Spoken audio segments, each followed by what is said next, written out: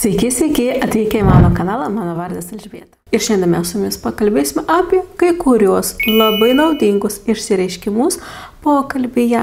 Aš jums šiandien papasakosiu alternatyvas, kaip kitaip galim paklausti vietoje keital ir ką galime pasakyti atsisveikindami vietoje adios. Taip bus keletą variantų jums, bet taip pat ir pokalbio viduryje. Aš irgi jums parodysiu kai kurios išsireiškimus, kurie yra tikrai naudingi ir tikrai aš jums rekomenduoju juos naudoti. O jeigu jūs norite mokytis ispanų kalbos, apačioje jūs rasite nuorodą į mokyklos puslapį, kur galite užeiti ir pasirinkti jums tinkamiausią mokymosi būdą. Aš esu Elžbieta, mokytoja filologė ir online ispanų kalbos mokyklos įkūrėja. O mes tada pradedame su išsireiškimais. Kai jūs su kažkuo susitinkate, pavyzdžiui, gatvėje einate ir netyčia su kažkuo susitikote, arba jūs specialiai taip nusistatėte la cita, la reunion, su kažkuo susitikti su draugai, su draugu, su drauge ir taip toliau. Taip? Ir jūs labai ilgai nesimatėte tarpusavėje, ane?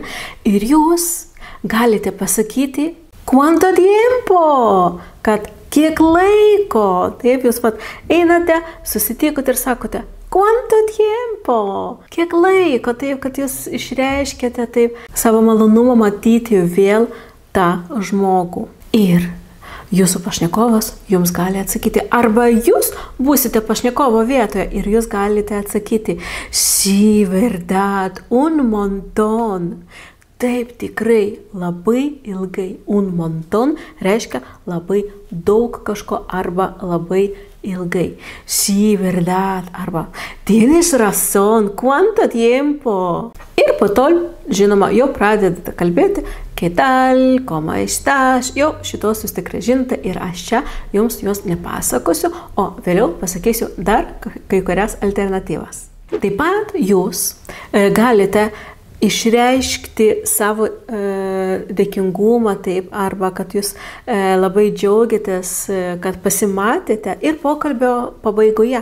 Irgi jūs galite tai pasakyti, bet išsireiškimas jau skambės pokalbio pabaigoje visai kitaip. Qué alegría haberte visto. Kaip smagu buvo tave matyti. Matote?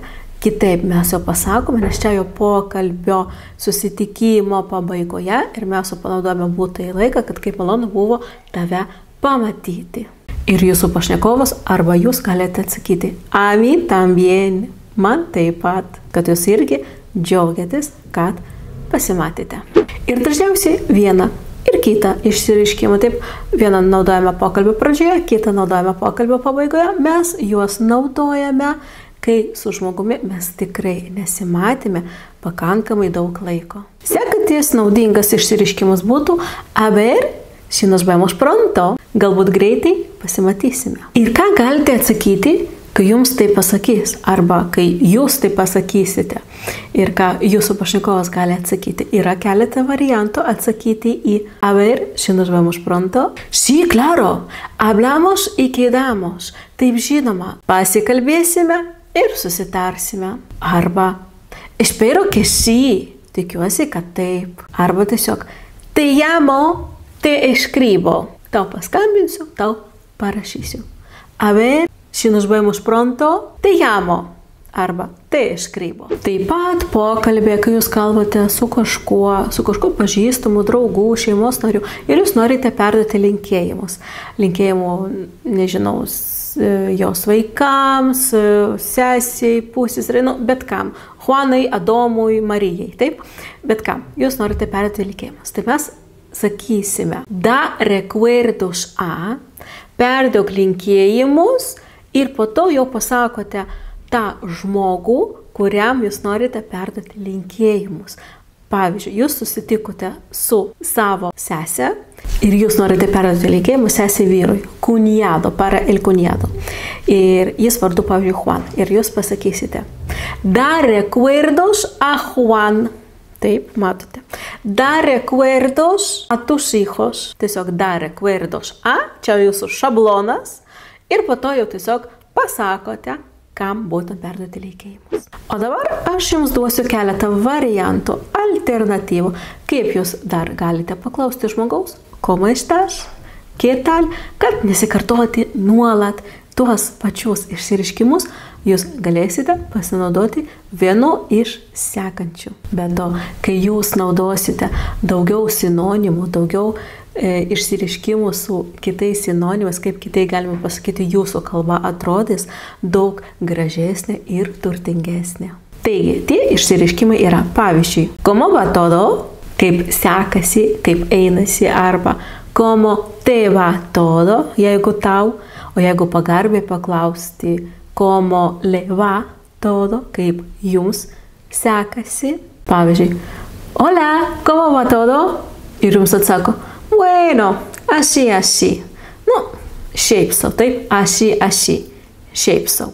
Arba regular, šiaip sau, arba muy bien, bien, mal, muy mal. Dažniausiai žinoma, tokiuose pokalbiuose taip visi pasako bien. Iš tikrųjų, jeigu nėra tokio labai draugiško ryšio, arba netgi kai yra draugiškas ryšys, irgi čia yra toks, como va todo, bien.